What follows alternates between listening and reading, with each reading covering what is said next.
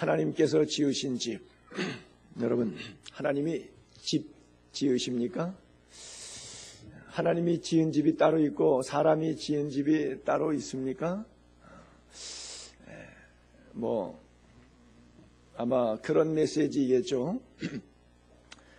여러분들이 하나님이 지으신 집에 산다는 것은 바로 예수를 믿는다는 것이고, 여러분들의 삶에 있어서 인격 전체적인 면에 있어서, 즉 늘 표현하듯이 돈 쓰고 시간 쓰고 생각하고 말하고 살아가는 삶의 전반 영역에 있어서 내 생각을 비우고 하나님의 지배와 하나님의 생각을 따라 순종하며 성경대로 살아가는 삶, 그 사람이 바로 하나님이 지으신 집이 되는 사람이 되지 않겠는가, 이렇게 생각해요.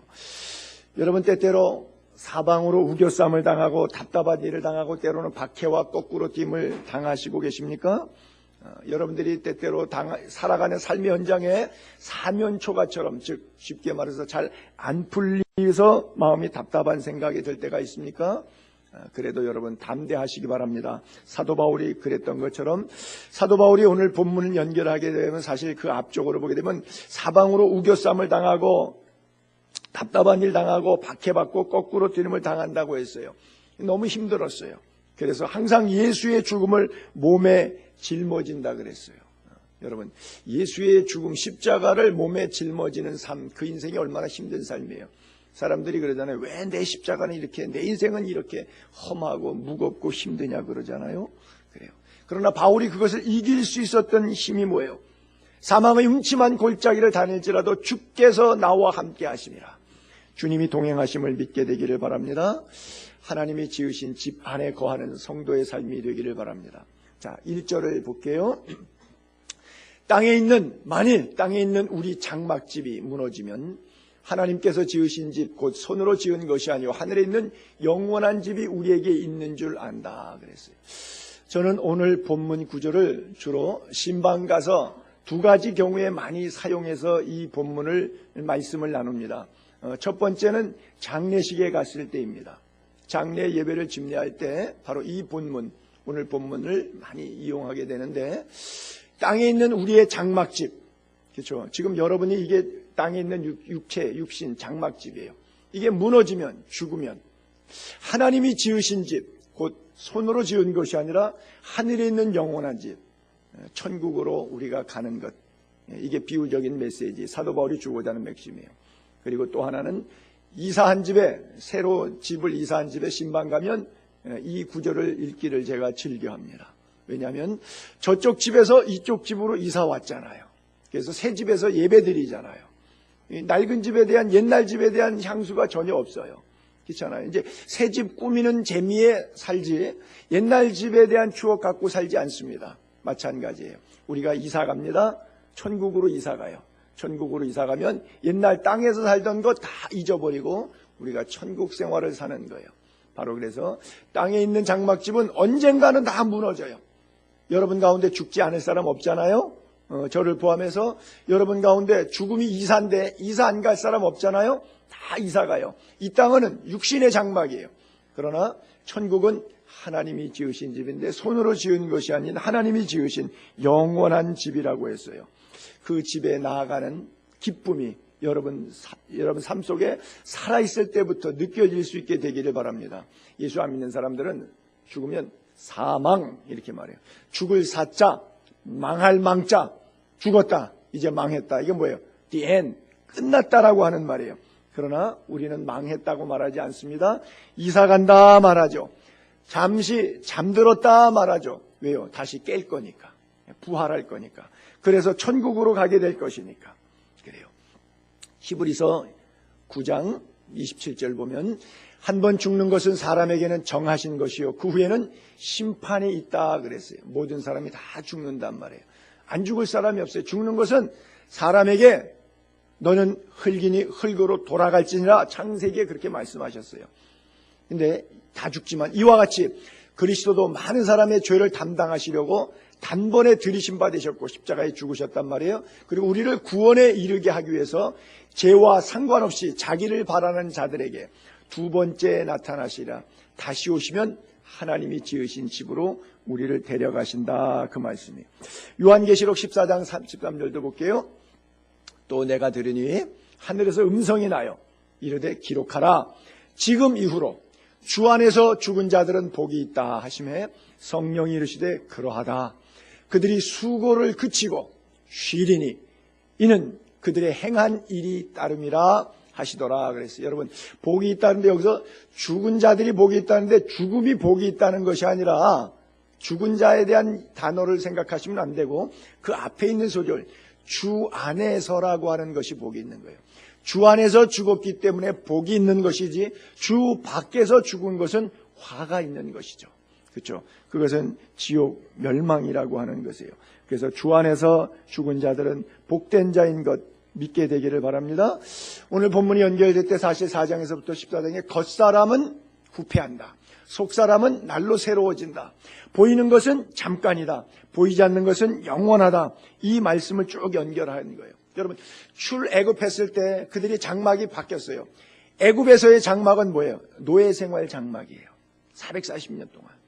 근데 하나님께서 부르셨어요. 새로운 장막으로 어디예요? 회막으로 부르셨어요. 구름기둥, 불기둥을 있는 성막으로 부르셨어요. 그것은 약속의 땅 가나안 땅으로 가는 장막이었어요. 세상 장막은 일시적인 장막이지만 영원한 장막을 다 가게 되는데 이 자리에 살아있는 우리 모두 가운데 아무도 하나님이 지으신 집에 안 갈 사람이 없는데 장막 벗는 날까지 우리가 어떤 삶을 살아야 될까? 우리 방법으로 살지 않고 성경적으로 살 수 있게 되기를 바랍니다. 내 방법을 시도하는 동안에 하나님은 내 안에 역사할 가능성이 좁은 거예요. 내 방법을 내려놓는 순간에 하나님의 방법이, 하나님의 능력이 내 안에서 역사하기 시작합니다. 질병도 그렇잖아요. 이 병원 저 병원 가서 고칠 수 있는 대로 돈 다 들여서 고쳐보고 안 되면 어떻게 되죠? 목사님한테 오죠. 그렇죠? 기도원에 가죠. 하나님 앞에 매달리죠. 그러면 하나님께서 고쳐주시는 경우가 부지기수로 많이 있죠. 인간은 겉사람이라 나이 먹으면 노화하니까 하나님 품에 가는 건 당연한 일이죠. 그러나 언제 가는 것에 대한 결정은 하나님의 손에 있어요. 우리가 알 수 없어요. 그래서 사는 동안 건강하게 사는데 그 건강을 유지하기 위해서 모든 방법을 동원해 봅니다. 그래서 마지막 방법 동원까지 했는데 안 될 때는 하나님의 손에 오면 하나님께서 고쳐주시는 경우들이 비일비재하죠. 나는 여러분들이 경제적으로도 유효해서 선한 사업에 풍성하고 육체적으로도 건강해서 주의 일에 충성되게 살기를 바랍니다. 그러나 그것이 다가 아니라 그 삶을 통해서 하나님을 기쁘시게 하는 자리에까지 올라가야 진정 하나님이 지으신 집에 갈 수 있는 자임을 기억하게 되기를 바랍니다. 절대 보이는 것에 속지 않게 되기를 바랍니다. 보이는 것은 잠깐이요 보이지 않는 것은 영원해요. 대표적으로 성경의 신뢰를 들면 다윗 왕의 이야기를 보는 것에 실패한 사람으로 예를 들어볼 수가 있겠죠. 사무엘상서를 볼게요. 저녁에 다윗이 그의 침상에서 일어나서, 저녁에 다윗이 침상에서 일어났다는 얘기는 뭐예요? 낮잠 잤다는 얘기죠. 지금 전투하러 나갔는데 다윗은 낮잠 자다가 일어났어요. 왕궁 옥상에서 거닐다가 그곳에서 보니, 이게 문제예요. 보니 한 여인이 목욕을 하는데 심히 아름다워 보이는지라 다윗 사람이 보내서 그 여인을 알아보게 하였더니 아뢰되 그는 엘리압의 딸 햇사람 우리아의 아내 밧세바가 아니니까 다윗이 전령을 보내어 그 여자를 자기에게로 데려오게 하여, 그래요. 그 여자와 동침해. 자, 맨 처음에 봤어요. 근데 못 볼 것을 봤으니까 안 본 척하면 되는데 이 육신의 장막이 말을 안 들어서 두 번째는 알아보게 해요. 알아보니까 이거는 남의 아내라고 하는 것이 밝혀졌어요. 그러면 거기서 끝나야 돼요.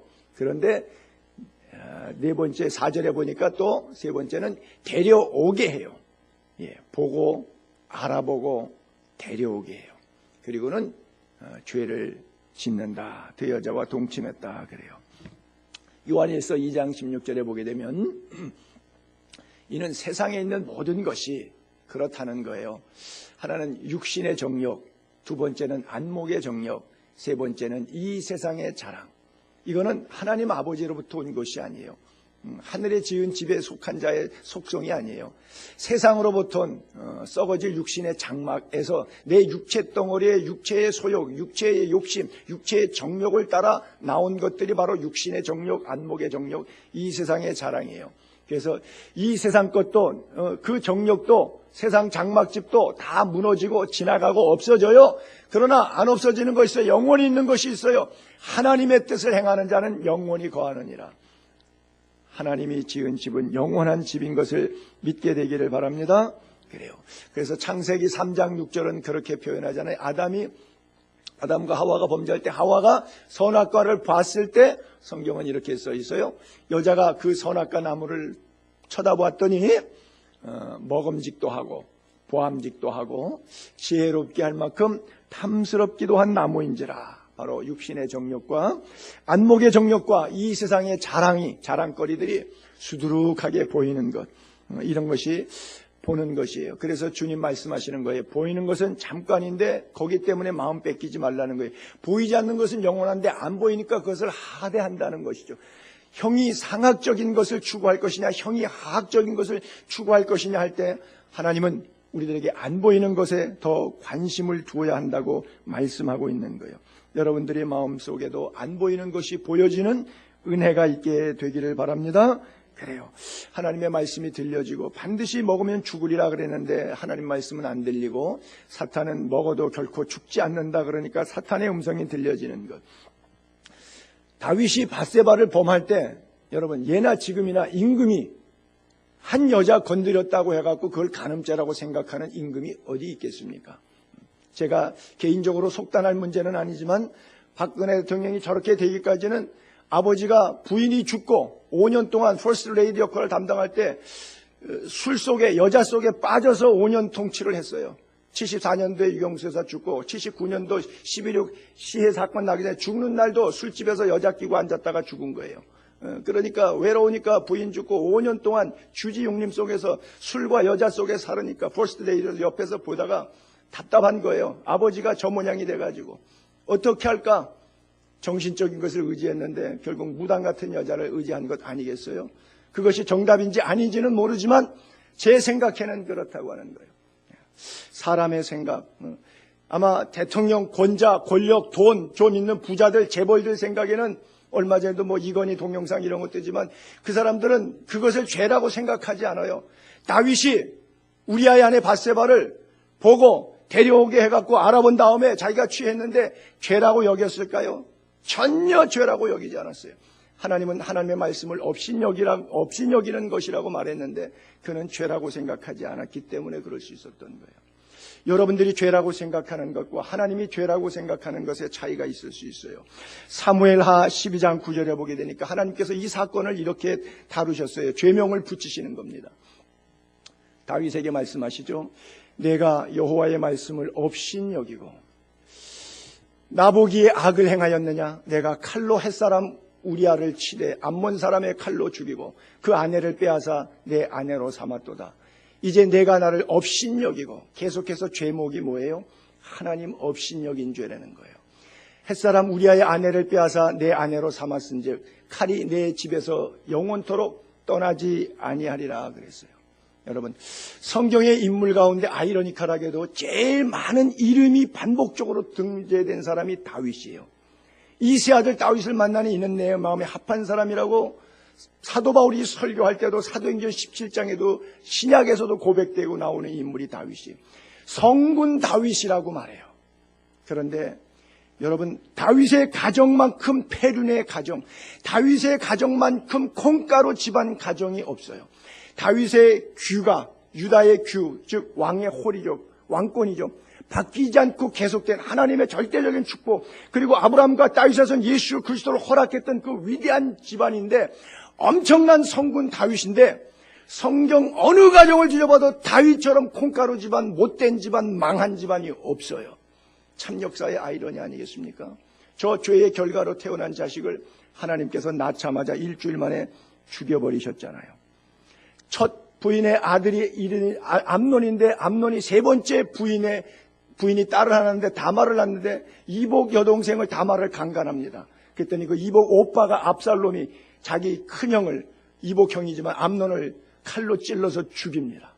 그리고 암논이 아버지를 반역해서 왕권을 찬탈하기 위해서 쫓아낸 다음에 임금님 아버지 다윗의 후궁들을 백성 보는 앞에서 다락방 위에다가 천막 위에다가 차약막 쳐놓고서는 성적인 행위를 해서 내가 아버지의 여자들을 전부 다 범했다.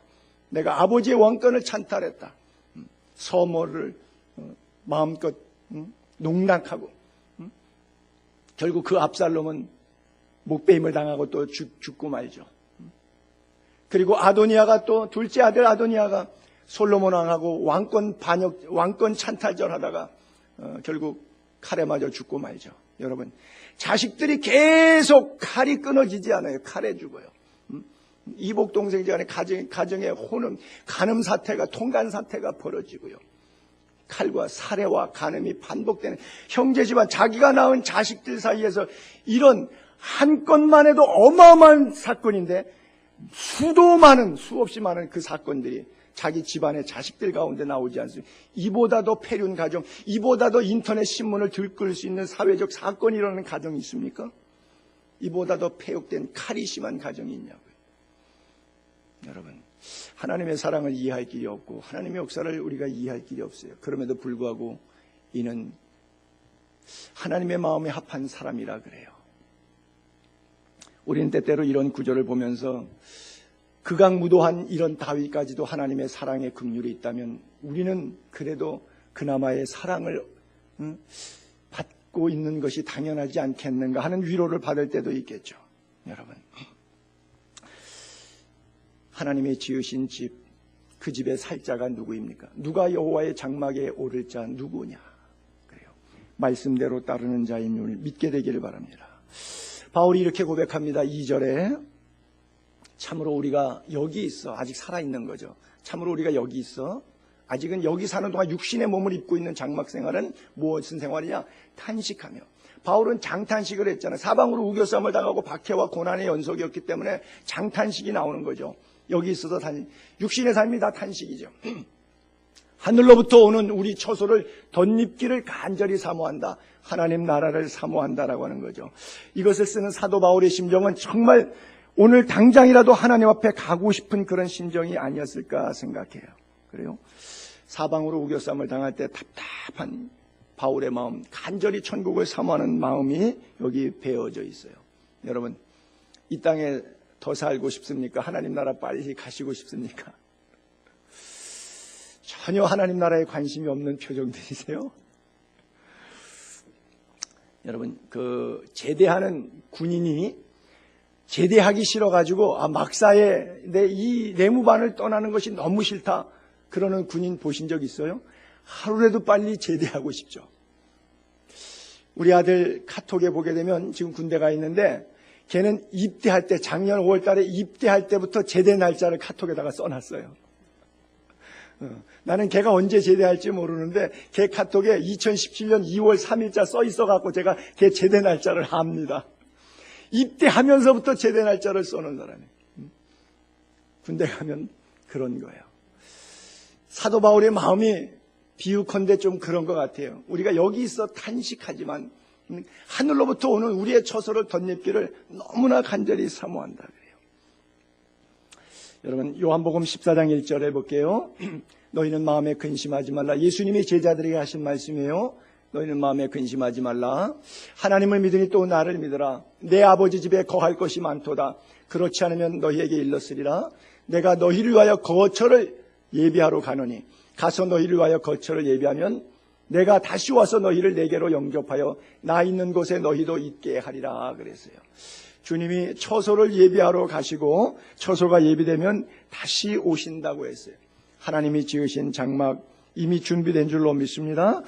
제자 가운데 도마가 물어요. 그 다음 4절부터 또 계속 이어서 볼게요.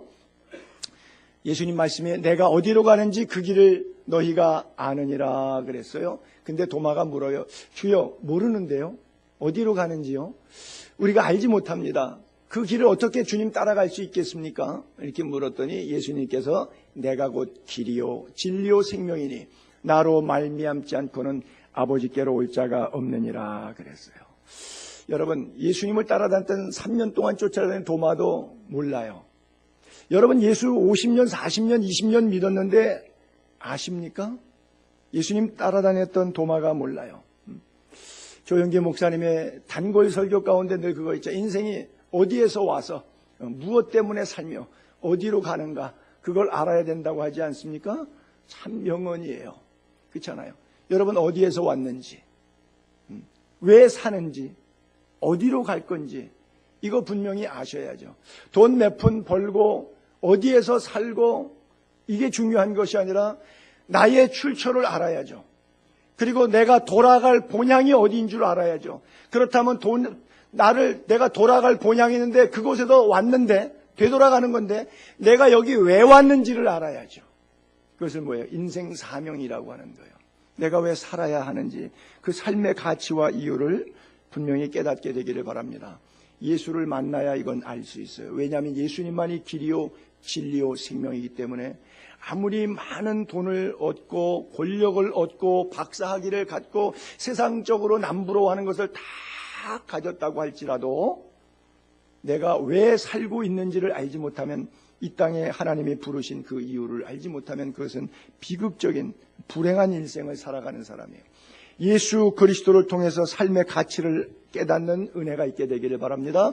예수님 말이 우리 인생의 길이에요. 예수님만이 거짓이 없는 참된 진리예요. 예수님만이 사망 권세 깨치고 부활하신 생명이 되십니다. 그 길 따라 그 진리 안에 살면서 그 생명을 취하는 저와 여러분 될 수 있기를 바랍니다. 우리는 마지막 날의 순식간에 다 변화할 거예요. 그리고 하나님께서 지으신 집으로 가기 위해서 영원한 집에 거할 그런 변화체가 될 것이에요. 요한계시록 21장 3절 4절에 내가 들으니 보좌에서 큰 음성이 나서 이르되 하나님의 장막이 사람들과 함께 있음에, 천국에는 하나님의 장막이 우리와 함께 있는 거죠. 하나님이 그들과 함께 계시리니 그들은 하나님의 백성 되고 하나님은 친히 그들과 함께 계셔서 모든 눈물을 그 눈에서 닦아주시니 하나님의 장막에는 다시는 죽는 게 없어요. 사망이 없어요. 다시는 애통하는 것이 없어요. 다시는 애곡하지도 않아요. 다시는 아픈 것도 없어요. 다 지나갑니다.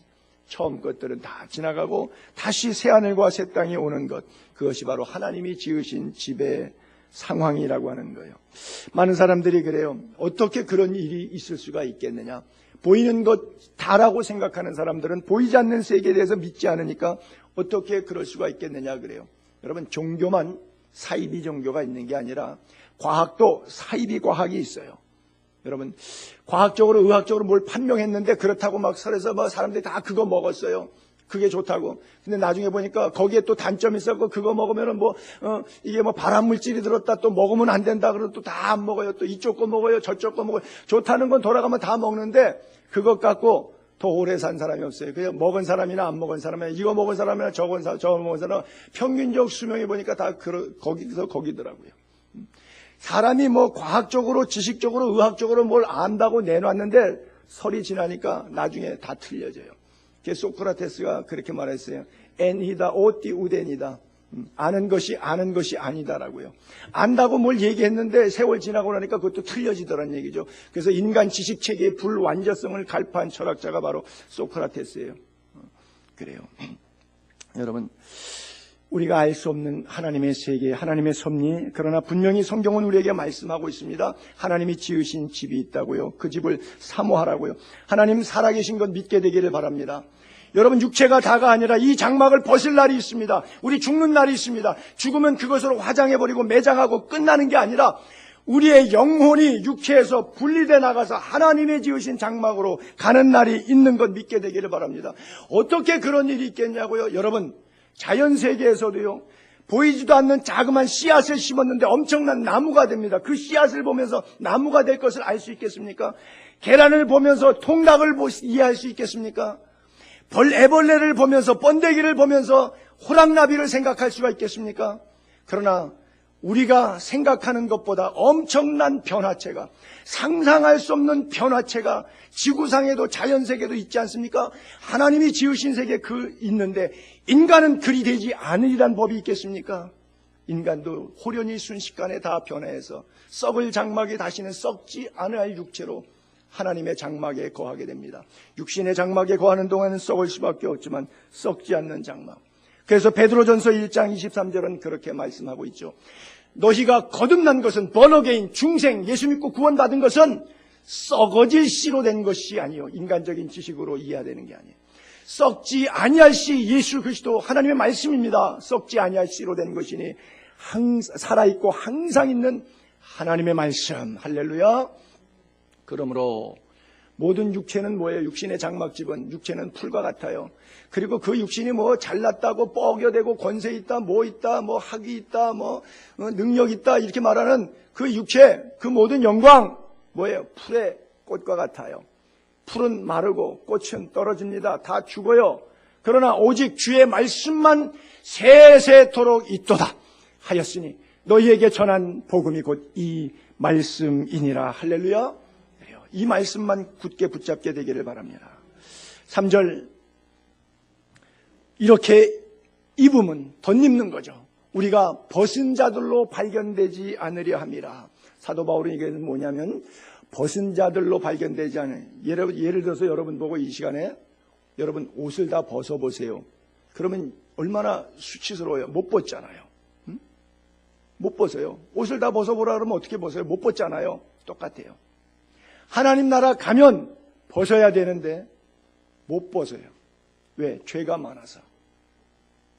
벗어도 부끄럽지 않는 그런 모습으로 살아야 된다. 즉 회개를 촉구하는 그런 말씀인 거예요.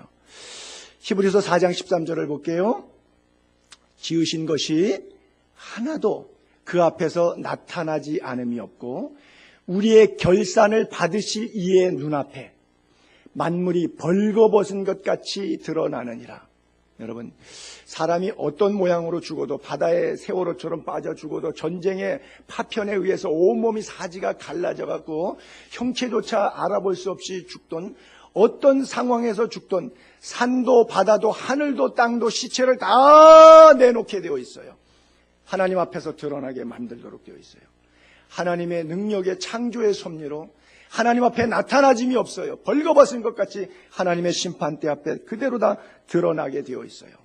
그래서 그것을 예수님께서 설교할 때 천국 잔치 비유로 말씀하셨는데 혼인잔치 열어놓고 사람들을 초대했어요. 그러니까 초대장 받은 사람들이 나 밭에 가야 하고 소도 사야 하고 시집도 가고 장가도 가고 일도 해야 되니까 나 이날 못 가. 그랬더니 임금이 그러면 산으로 길로 울가로 넣어 누구든지 다 데리고 오라 그랬어요. 그리고 나서는 데려온 사람들에게 들어올 때 그냥 들어오면 안 되고 이 팡파레가 울려 퍼지는 혼인 잔치집이니까 여기는 왕궁의 파티 플레이스니까 파티복을 입어라. 즉 예복을 입어라. 즉 세마포옷을 입어라. 그리고 다 세마포를 하나씩 줘서 비록 거지처럼 살던 사람들이 왔다고 할지라도 거기서 세마포로 갈아입었기 때문에 천사의 모습으로 왕궁 파티에 참석하도록 되어 있는 거예요. 근데 어떤 사람이 그 거지꼴을 그대로 하고 그 누더기를 입고서는 예복을 줘도 나 이거 내 복장대로 내 스타일로 살겠다고, 이건 내 스타일이 아니고 이게 내 스타일이라고 자기 살아왔던 삶의 방식 고집하고 그대로 천국에 쭉 들어갔어요. 쫓겨났습니다. 그 얘기를 예수님이 설교의 비유로 말씀하셨던 것이 마태복음 22장의 비유. 오라고 하는 사람 안 오니까 종들을 두 번째 내보내요. 종들이 길에 나가 악한 자나 선한 자나 누구든지 하나님의 세상을처럼 사랑하사 독생자를 주셨으니 누구든지 예수 믿으면 악한 자나 선한 자나 만난다 모두 데려오니 교회 다 오는 거예요. 교회는 선한 자만 오는 게 아니죠. 악한 자도 와서 선하게 되는 데가 교회니까. 혼인잔치에 천국잔치에 하나님이 지으신 집에 들어갔어요. 손님이 가득해요. 자, 임금이 손님들을 보러 들어왔어요. 이제 심판이죠. 거기서 예복을 입지 않고 한 사람을 봤어요. 물어요. 친구요, 왜 예복 안 갈아입고 여기 들어왔지? 그러니까 자기가 고집 썼다고 예복 나눠줬는데도 말씀이 임했는데도 분명히 메시지를 들었는데도 나는 내 살아가는 방식이 편하니까 내 스타일로 살 거예요 라고 고집을 부렸거든요. 그러니까 할 말이 없잖아요. 예복을 줘도 안 입었으니까. 다음, 임금이 사환들에게 말하되 그 손발을 묶고 바깥 어두운 데로 내던지라. 거기서 슬피 울며 이를 갈게 되리라 하니라.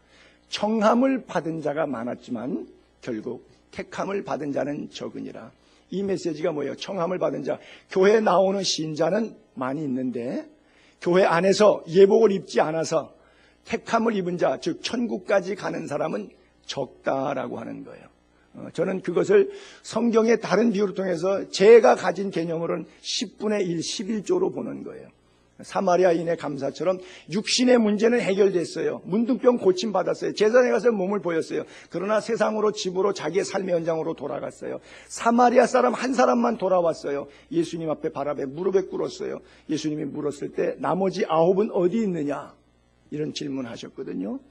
그래서 그 비유로 생각하건대 정말 교회 1000명이 모이면 100명, 100명이 모이면 10명, 50명이 모이면 5명 이나 될까 안 될까? 이것이 우리들의 마음속의 고민입니다. 나는 여러분들이 육신의 삶 가운데서 영육간에 건강하고 가정과 사업도 잘 되고 여러분들의 자녀들도 주의 은혜 가운데 축복받아서 번성, 번영, 영광스러운 삶을 살기를 진심으로 축복합니다. 그러나 그것이 여러분들의 인생의 종착역이 아니고 그것만을 위해서 여기서 모이지 않았습니다. 여러분들의 살아가는 삶 가운데 하나님의 성령의 기름 부으심과 은혜의 축복을 충분히 받아야 됩니다. 우리말에 쌀독에서 인심이 나온다고 베풀 게 힘이 있어야지 남을 돕지 않겠습니까? 그런 의미에서 난 여러분들이 영육간에 강건하며 성령으로 충만하고 물질적인 축복을 받기를 원하고 영권, 인권, 물권이 하나님의 은혜 가운데 여러분 삶 속에 채워지기를 기도합니다. 그러나 그것으로 끝나지 마십시오. 여러분이 개, 돼지처럼 여러분들의 일신의 안녕과 평안을 위해서만 쓰려고 하나님이 축복하셨다고 생각하면 안 됩니다. 물질은 축복 개념으로 이해하지 말고 은사 개념으로 이해할 수 있게 되기를 바랍니다. 그래서 우리가 다 하나님 앞에 서게 될 터인데 하나님 앞에 섰을 때 하나님이 주신 은혜를 이렇게 살다가 왔습니다 라고 고백할 수 있게 되기를 바랍니다. 4절에 참으로 이 장막에 있는 우리가 짐진 것 같이 탄식하는 것은, 그렇죠? 사도 바울이 계속 탄식 속에 살잖아요. 복음 사역 때문에. 그것은 벗고자 함이 아니요 오히려 덧입고자 함이니 죽을 것이 생명에 삼킨 바 되게 하려 함이니라 그래요. 벗고자, 단순히 그냥 죽음으로 끝나는 것.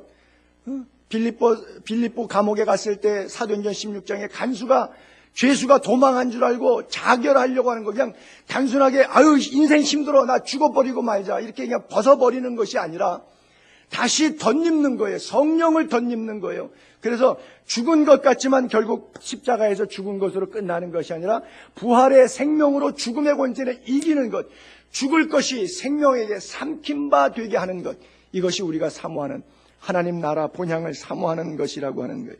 고린도전서 15장 52절에 볼게요. 나팔 소리가 나야 하나님이 이제 올라와라 빰빠라밤 하고 주께서 호령과 천사장의 소리와 하나님의 나팔 소리가 울려 퍼져요. 죽은 자들이 썩지 아니할 것으로 다시 살아납니다. 우리도 변화합니다. 이 썩을 것이 썩지 아니함을 입고 죽을 것이 죽지 아니함을 입을 때 사망을 삼키고 이기리라 고 기록된 말씀이 응하리라. 할렐루야. 바로 저거예요. 사망을 삼키고 이기리라. 할렐루야. 그래요. 죽을 것이 생명에 삼킨 바 되는 그것이 있기 때문에 바울은 바로 이 소망으로 하나님이 지으신 집을 사모하라 그런 거예요. 5절에 또 봅시다.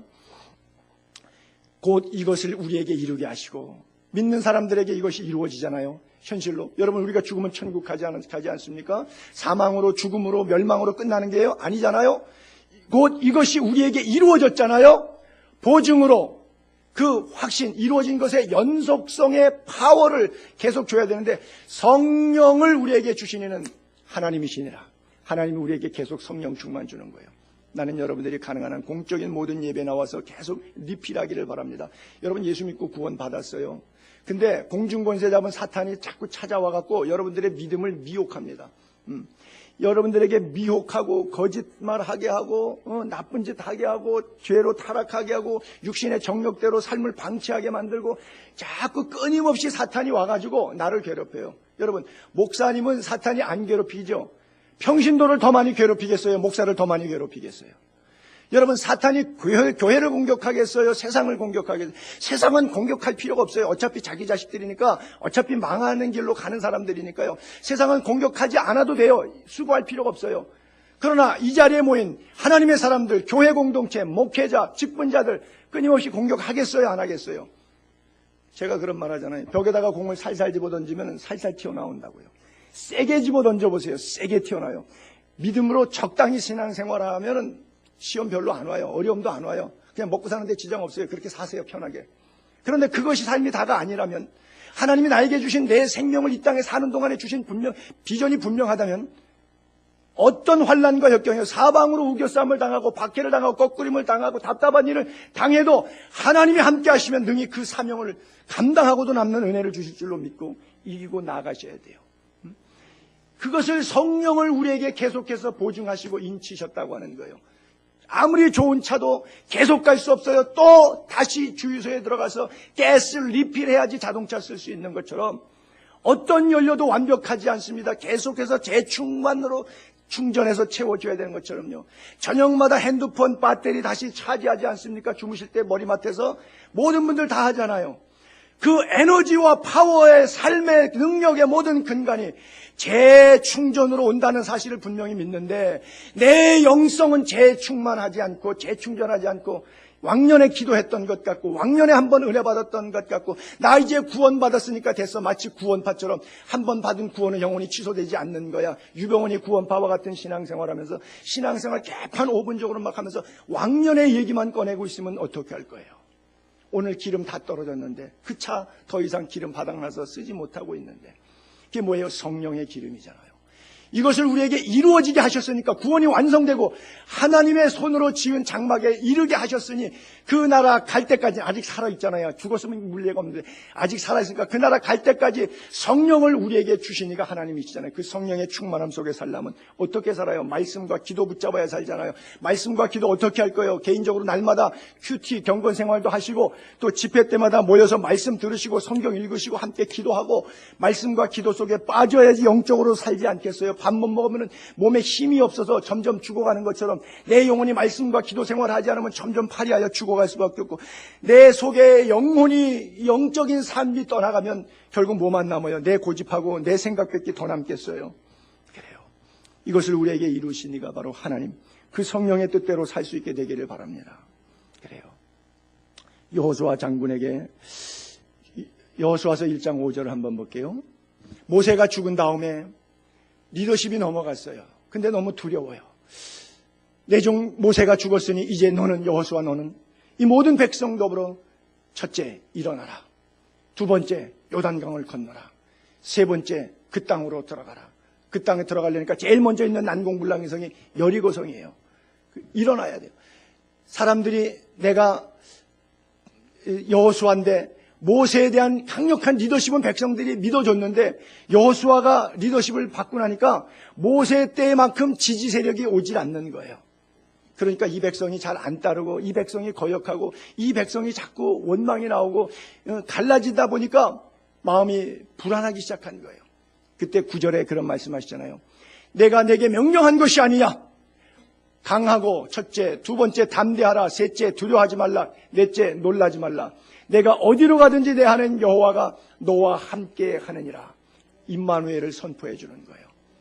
그래서 그가 리더십에 있어서 다시 일어날 수 있는, 나 같은 게 뭘 해? 모세의 그늘이 워낙 크다 보니까 나는 너무나 작아서 나 같은 것이 뭘 할 수 있어?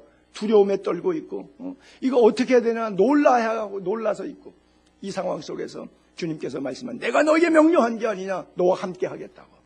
일어나라, 요단을 건너라. 요단강이 그냥 갈라지지 않습니까? 여리고성이 그냥 무너지지 않습니까? 어떻게 했더니요? 말씀으로 순종했더니. 자기 힘으로, 여호수아의 힘으로 이기려고 싸우려고 건너려고 했으면 아주 힘들었을 거예요. 근데 말씀 의지하고 하나님이 강하고 담대하라. 이제 강해지자, 담대하자, 두려워하지 말자, 놀라지 말자. 왜? 하나님이 함께 하시니까. 사도 바울이 사방으로 우겨쌈을 당하고 답답한 당하고 박해를 당하고 거꾸로짐을 당해도 강할 수 있었던 이유가 뭐예요? 하나님이 나와 함께 예수의 죽음을 자기 몸에 짊어지고 자기 안에 예수의 생명이 나타났기 때문에 그 일이 얼마든지 가능했던 거예요. 여러분들의 삶도 여호수아처럼 바울처럼 주님과 동행하는 은혜가 있게 되기를 바랍니다. 세상을 두려워하지 마세요. 여러분, 지금 여러분들이 사는 인생길에 가장 어렵게 하는 문제가 무엇입니까? 두려움의 문제가 무엇입니까? 문제에 집착하지 마시고 문제에 빠지지 마시고 여러분 안에 계신 성령님을 바라보는 은혜가 있게 되기를 바랍니다. 성령님 의지하면, 성령님이 여러분과 동행함을 확실히 믿으면 어떤 역경 환난 가운데서도 범사에 합력하여 선이 이루어질 줄로 믿고 만사 형통케 하실 그 하나님을 굳게 의지할 수 있을 겁니다. 6절과 7절을 볼게요. 그러므로 우리가 항상 담대하여 몸으로 있을 때 살아있든지 주와 따로 있는 줄 아노라. 몸으로 있을 때는 주와 따로 있다. 이는 우리가 믿음으로 행하고 보는 것으로 행하려 하지 아니함이라 그랬어요. 우리가 살아있는 동안에, 생존 세계에 있는 동안에는 영혼과 육체가 분리되지 않습니다. 그런데 죽으면 영혼과 육체가 분리되는 거예요. 죽음이라고 하는 다나토스라고 하는 뜻이 디바이드, 분리된다는 뜻이거든요. 그래서 그것을 죽음, 돌아가셨다고 하잖아요. 몸으로 있을 때는 주와 따로 있지만, 영적인 연합까지는 아니지만, 그러나 이제 몸이 떠나는 순간, 몸이 영혼과 떠나는 순간 하나님과 다시 새롭게 만나는 변화체가 되는 거예요. 그러면 남아있는 이 삶 생활 동안에 어떻게 살아야 될 것이냐? 보는 것으로 살지 말고 믿음으로 살아라. 할렐루야. 여러분, 굉장히 중요한 말씀이에요. 보는 것으로 살지 않고 믿음으로 살게 되기를 바랍니다. 보이는 것 잠깐이요 보이지 않는 것은 영원하다 그랬어요. 여러분, 김장들 다 하셨나요? 겨울에 왜 김장하죠? 월동 준비하느라고. 뭐 요즘에는 뭐 이렇게 마케팅 시스템이 달라져 가지고 겨울에도 아무 때나 마켓 나가면은 김치 사서 먹을 수 있으니까 옛날처럼 어디 살 데가 없어서 땅 파고 장독 묻고 김장하는 시절이 아니라서 월동 준비가 그렇게 중요한 시대가 되진 않았습니다만은 옛날엔 집집마다 그거 안 하면 큰일 나는 거예요. 겨울 날 일이 태산같이 걱정해서 100비면 100 모든 집이 다 김장했어요. 월동 준비 하나만큼은 철저히 했어요. 지붕이 새는지 또 석가래 다시 하고 또 초가 지붕도 하나 더 엮어서 지푸라기 얹고 월동 준비 아주 잘했어요. 그거 좋은 거예요. 자, 그거의 연장선상에서 한 겨울이 아니라 전 인생의 노후를 준비하는 거예요. 그게 뭐예요? 노후 준비라 그래요. 노후 준비하잖아요. 보험 드는 게 뭐예요? 다 노후 준비하는 거잖아요. 자식들 잘 되길 바라는 게 뭐예요? 자식들이 잘 돼야지 내 노후에 책임져 줄 수 있으니까. 노후 준비. 그런데 여기까지는 다 잘해요. 월동 준비, 노후 준비까지는. 근데 여러분, 사후 준비도 하셔야 됩니다. 월동 준비보다 더 중요해요. 노후 준비보다 더 중요해요. 지난달에도 누구 47살 먹은 사람 장례식에 갔다 왔는데 노후 준비하기도 전에 그냥 덜컥 죽어버렸어요. 뭐 노후 준비가 어디 있어요? 그래요. 우리 인생이 언제 하나님 나라 가게 될지 몰라요.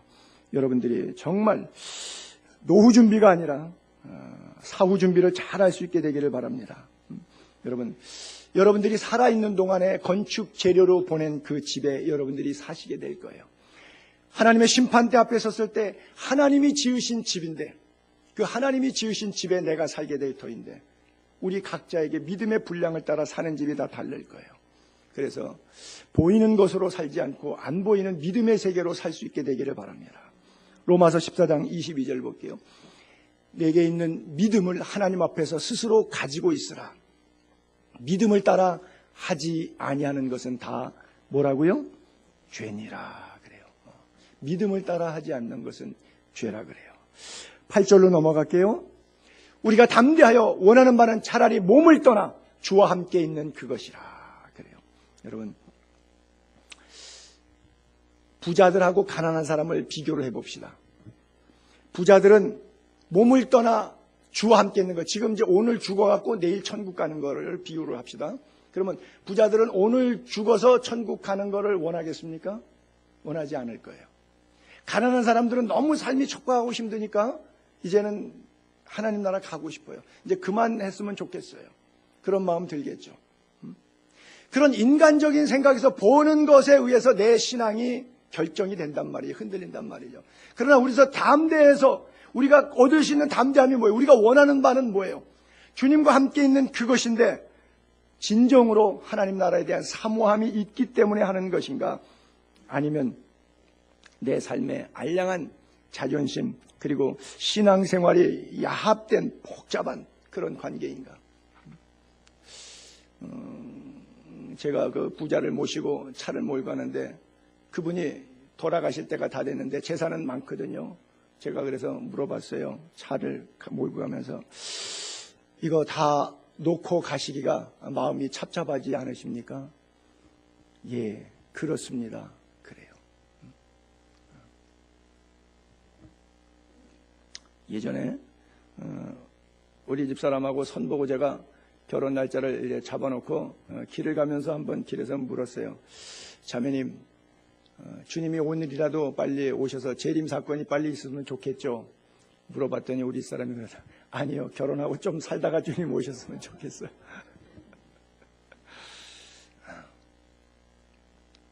솔직한 우리들의 상황이고 마음들이죠. 누가복음 17장에 한번 볼게요. 롯의 때와 노아의 때에 대한 하나님의 말씀이에요. 노아의 때, 인자의 때, it's same, exactly same. 어떤 상황이냐? 27절, 노아가 방주에 들어가던 날까지 사람들이 먹고 마시고 장가들고 시집 가더니 홍수가 나서 그들을 다 멸망시켰다. 또 롯의 때, it's same. 사람들이 먹고 마시고 사고 팔고 심고 집을 짓더니 롯이 소돔에서 나가던 날 하늘로부터 불과 유황 비 오듯 해서 그들 멸망시켰다. 인자가 나타나는 날, 주님 재림하시는 날, 그 전날까지도 아니죠, 그날 당일까지도 그것이 연속된다고 하는 거예요. 여러분, 저는 이제 우리 아버님 시골에서 목회할 때 방학 때마다 내려가는데 그 애들이 참새를 잡는데 그 참새들이 지나가는 길목에다가 이렇게 배구 네트 같은 거를 치더라고요. 그 참새 그물망이더라고요. 이렇게 쳐놔요. 그러고 나서 몇 시간 뒤에 놀다가 가보면 거기를 참새들 다니는 길목에 애들이 아니까 시골에는 거기에 뭐 몇 마리들이 이렇게 가다가 날아가다가 거기에 끼어서 이렇게 있어요. 그럼 이제 그거를 주워가지고 구워 먹고 그랬는데 여러분, 참새가 몰라요. 자기 죽는데 직전까지 마지막 날개짓 순간까지는 행복하게 잘 자유롭게 살고 있었어요. 근데 머리가 탁 끼어드는 순간 거기서 그 인생은, 그 참생은, 인생이 아니라 참생은 거기서 끝나는 거예요. 여러분, 정말 뜻있고 값있게 인생을 살게 되기를 바랍니다. 죽음은 예고 없이 찾아와요. 예고 있이 찾아오는 경우도 있지만 예고 있이 찾아와도 병원에도, 저희 어머님도 정말 그렇게 싫어하시던 병원에서 한 달 동안 신세지고 돌아가셨는데 침상에 누워서 아무것도 할 수 있는 게 없어요. 그렇잖아요. 호흡기 꽂고 주사바늘 잔뜩 꼽아놓고 그거 싫으니까 팽개치니까 손에다가 또 검은 장갑 못 움직이게 양쪽으로 결박시켜 놓고 인격이 박탈당한 채 그리고 비참하게 인생을 가요. 우리 교인 가운데 누구 한 번도 길랑발해 증후군 알았을 때 제가 가봤는데 너무 충격이고 놀랐어요. 그렇게 활동하시던 분이 손가락 끝 하나 움직이지 못해갖고 그대로 중환자실에 이래가지고 있는데 정신은 멀쩡해서 언어는 구사가 되는데 수족이 안 움직이는 그 당황스러워하고 하는 그 모습, 참 충격이었어요. 사람이 일순간에 어떤 일을 당할지 모르지만 그러나 준비된 자에게는 그것이 기쁨의 날이요 은총의 날이 되는 줄로 믿습니다. 그래요. 그렇기 때문에 어떻게 살아야 될까? 구절은 이렇게 말씀하고 있습니다. 그런즉 우리는 몸으로 있든지 살아있는 것이죠, 떠나든지 죽는 것이죠. 어떻게 살까? 주를 기쁘시게 하는 자가 되기를 힘쓰노라 그랬어요. 여러분의 삶의 이유가 무엇입니까? 여러분은 왜 살아있어야 된다고 생각하십니까? 사업이 잘 되게 하기 위해서요? 손영삼이가 왜 목회를 해야 된다고 생각합니까? 교인 많아서 교회 큰 예배당 짓고 사례비 많이 받고 경제적으로 안정되고 내 마음대로 돈 좀 써보고 살고 싶어서 왜 살아야 되고 왜 사업해야 되고 왜 목회해야 되고 왜 공부해야 되고 왜 이 땅에 생명을 부지하고 살아야 합니까? 여러분들의 삶의 이유가 주님을 기쁘시게 하는 것이 될 수 있게 되기를 바랍니다. 로마서 14장 7, 8절은 그렇게 말하죠. 우리 중에 예수 믿는 사람들에 대한 권면이었어요. 사도 바울이 로마 교회 교인들에게 했던 말. 우리 중에 누구든지 어떤 교인도 자기를 위하여 사는 자 없고 자기를 위하여 죽는 자도 없도다. 우리가 살아도 주를 위하여 살고 죽어도 주를 위하여 죽나니 그러므로 사나 죽으나 우리가 주의 것이로다. 여러분, 얼마나 은혜로워요. 저게 로마의 박해 속에 있었던 교인들의 모습이거든요. 그냥 오늘 우리 21세기 한국 땅처럼 평안한 가운데 예수 믿으면서 여전도에 남전도에 싸우고 직전회장 후회장 싸우고 앞으로 뭐 어쩌고저쩌고 싸우고 다 자기 때문에 자기를 위하여 사는 우리 현대 교회를 바라보면서 박해를 받는 로마 교회는 자기를 위하여 사는 신도가 없네요. 다 간도 벨도 쓸개도 다 자존심도 다 내려놨네요. 뭐만 생각해요? 그 교인들은요. 주를 위해서 살고 살아도 죽어도. 왜냐하면 내 목숨이 내 것이 아니니까. 주의 것이니까. 사도 바울이 그토록 사랑했던 교인들에게 그 사랑의 미로를 이렇게 표현하고 있지 않습니까? 여러분, 가능하면 행복함으로, 자원함으로 주를 위하여 살게 되기를 바랍니다. 목사가 시키니까 할 수 없이 주의 일을 의무감으로 하지 않게 되기를 바랍니다. 의무감에서 벗어나 감사의 마음과 행복한 마음이 우러나올 때까지 일하지 마십시오. 일을 내려놓으세요. 그리고 주님께 집중하세요. 기도원에 가시든지 금식하시든지 주님께 집중해 보세요. 가가지고 또 자기에게 집중해서 인생 한탄하지 말고 제서럼에 눈물 흘리지 말고 내가 하나님 앞에 정직하게 살지 못하고 삶에 하나님께 드릴 열매가 없고 추수의 계절에 내가 죽었을 때 하나님 앞에 드릴 열매가 없는 내 인생에 살아온 한스러움을 통탄하고 회개하면서 하나님 앞에 이후에 남은 생에 하루를 더 살던 10년을 생명을 연장시켜 주시던 정말 주를 위해 살겠다고는 헌신과 결단이 있게 되기를 바랍니다. 내 힘으로 주를 기쁘시게 해보려고 노력하는 사람들은 다 시험 들어서 넘어졌어요. 교회마다 이게 한두 건이 아니에요. 마르다 사역이. 주님의 보혈과 그 능력으로 감당하는 사람은 지칠 줄 모르는 감사함으로 얼마나 아름다운 열매들을 맺고 있는지 몰라요. 십자가의 보혈 능력을 경험해서 그분이 주시는 힘과 능력으로 감당하는 우리가 될 수 있기를 바랍니다. 살아도 주를 위하여 죽어도 주를 위하여. 언젠가도 한번 말씀드렸는데 우리 최창근 장로님 99세 돌아가셨는데 100세 되기 8일 전에 돌아가신 장로님이에요. 우리 최창근 장로님. 그분이 국제기도원협회 만드셔가지고서는 그 대표 이사장 하시면서 군인들에게 성경책 나눠주고 무료 성경책 나눠주는데 성경책을 나눠준 권수가 5천만 권이 넘어요. 5천만 권. 대한민국 남한 사람 한 사람씩 다 가구도 남을 만큼 성경을 군선교를 위해서 그렇게 뿌리셨어요. 그리고 양평에 있는 아세아연합신학대학원 8만 3천 평 땅 그분 땅인데 그냥 신학대학교 지으라고 그냥 기증했어요. 그 양평 땅 8만 3천 평. 글쎄 돈으로 한 사람은 얼마나 되는지 모르겠어요. 실로암 병원 세우신 분이고 영락학교, 보성학교, 숭의학교 설립하고 사랑의 쌀 나누기 해서 북한까지 쌀을 나눠줬던 사람이에요. 한경직 목사님이 담임 목사인데 선교 프로젝트 내놓는 것마다 목사님 제가 하겠습니다. 그래서 했는데 그 토탈 헌금 액수가 3천억 원을 했어요. 인터넷 치면 나와요. 3천억 원. 여러분, 이 사람이 평안북도 출생인데 6.25 때 남한 사람이에요. 먹고 살기 위해서 피난 나온 사람이 헌금 액수만 3천억이면 나머지 자기 재산은 돈이 얼마예요? 아무것도 없는 무일푼 피난민이었어요. 교회에서 정말 좋은 목회자 만났죠. 참 여러분들도 글쎄 불행한 건지 행복한 건지 모르겠네요. 그 최창근 장로님은 정말 좋은 목사님 만났어. 한경직 목사님. 그래서 정말 기도하고 어떤 아이디어를 내놓을 때마다 하나님의 뜻으로 100% 받아서 따라서 순종했어요. 그리고 순종할 때마다 하나님이 부어주시는 축복에 놀라운 경험을 하게 됐어요. 사업이 계속해서 번창하게 되었어요. 그리고 저는 IMF가 왔을 때도 그 헌금을 줄이지 않았는데 아들이 사업하다가 망하게 됐어요. 큰아들이. 그 아들이 아버지 나 좀 도와달라 그러니까 망한 것도 하나님의 뜻이 있으니까 네가 기도해서 자수성가해라. 그리고 그 해에 뭘 시작했냐. 유산 물려주지 않기 운동을 벌였어요. 절대 내 아들에게 유산 주지 않는다. 제가 우리 아는 분도 돈이 상당히 많은 분인데 그분을 모시고 얼마 전에 병원을 갔어요. 그랬더니 의사 선생님이 그러더라고요. 이제 폐렴으로 돌아가실 때가 다 돼서 이제 재산이 살 날이 시간이 많지 않은데 재산 정리부터 하시고 변호사 2명을 사서 이거 공증을 하십시오 그러더라고요. 그랬더니 그분이 그래. 내가 외손녀 하나 있는데 외손녀 줄 거라고 그래요. 그러니까 그 의사 선생님이 하는 말이 그거 외손녀 주면 죽습니다 그러더라고요. 그 돈 쓰다가 죽습니다. 죄 져서 죽는다는 것이죠. 좋은 일에 사회에다가 기증하십시오 그러더라고요.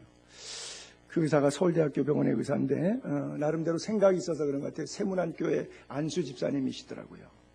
그래요. 그 유산 남기지 않기 운동했을 때 인터뷰 내용이에요. 제가 그 글을 읽어볼게요. 그분 최창근 장로님이 하셨던 말씀. 세상에서 우리의 소유가 있다고 하지만 엄밀히 말하면 다 하나님이 주신 것이지요. 우리는 자기 소유로 뭘 가지려 하지 말고 하나님이 주신 것을 돌려드림으로써 얻는 기쁨과 은혜를 누려야 합니다. 그래요. 그래서 자식 안 주고 전부 하나님의 선한 사업을 위해서 사용했어요. 그분의 기자가 저걸 인터뷰하러 가갖고 마지막 글을 하나 쓴 게 있는데, 그분의 앉아있는 소파 응접실에 액자가 성경 구절 하나 써 있더래요. 그 성경 구절을 자기가 50년 동안 붙들고 살은 성경 구절이라고 족자를 걸었더라고요. 죽도록 충성하라. 그러니까 마지막 죽을 때까지 하나님 앞에 충성하겠다고 하는 그 대의를 잃지 않았다는 것이죠. 여러분, 주님과 함께 있는 것이 좋은 성도는 타락하지 않습니다. 부패하지 않습니다. 주님과 함께 있는 것이 좋은 성도는 주님이 싫어하는 것 하지 않습니다. 주님이 슬퍼하는 것 하지 않습니다. 주님이 기뻐하시는 삶을 살아갑니다. 그것을 코람데오, 하나님 앞에서 산다고 말하죠. 사람의 눈을 의식하는 것이 아니라 하나님의 눈을 의식하며 살 수 있게 되기를 바랍니다. 그래요. 그것을 그가 힘쓰노라 그랬거든요. 여러분, 힘쓰노라라고 하는 뜻은 뭐예요? 저절로 되지 않는다는 거예요. 저절로 되지 않습니다. 자유의지를 최대한 선용하는 몸부림과 노력과 열심 있게 되기를 바랍니다. 마지막 10절. 이는 결론인데, 왜냐하면 이는 우리가 다 반드시 그리스도의 심판대 앞에 나타나게 되어 선악간에 그 몸으로 행한 것을 따라 받기 때문에 그렇다 그랬어요. 나는 우리 예수의 교회 성도들이 지금 5년 반이 넘었는데, 5년 반 동안 지나갔던 계신 분도 있고 떠나가신 분들도 있는데, 그분의 모든 수고가 하나님의 귀한 열매로 드러나기를 기도하고 있습니다. 특별히 최근에는 계시던 나가셨던 그들이 여기서 담았던 헌신과 충성 가운데 저하고 부딪히면서 잘못이 있을 수 있겠지만, 모든 잘못은 하나님께서 기억하지 마시고 그들이 잘했던 것만 하나님 기억해 주세요. 그리고 그 잘했던 것 때문에 그들의 노후가, 그들의 여생이, 그들의 자녀들이, 그들의 사업과 일터들이 더 번성할 수 있도록 하나님 축복해 주세요. 기도하고 있어요. 그리스도의 심판대 앞에 우리가 다 드러납니다. 나는 여러분들이 헌신과 수고, 충성의 귀한 상급과 열매가 주렁주렁 맺히기를 바랍니다. 여러분, 예수 믿는 사람들은 좀 더 열심히 살아야 됩니다. 적당히 살면 안 돼요. 남 험담이라 하면서 한담하면서 살면 안 돼요. 정말 호송세월하면 안 돼요. 남 험담하는 그 시간에 입술을 열어서 주의 복음을 증거하는 일에 더 시간과 언어를 활용할 수 있게 되기를 바랍니다. 자, 오늘 밤 여러분들이 천국에서 눈을 뜬다고 상상해 봅시다. 하나님께서 여러분들에게 묻습니다. 그래, 뭐 하다가 왔니?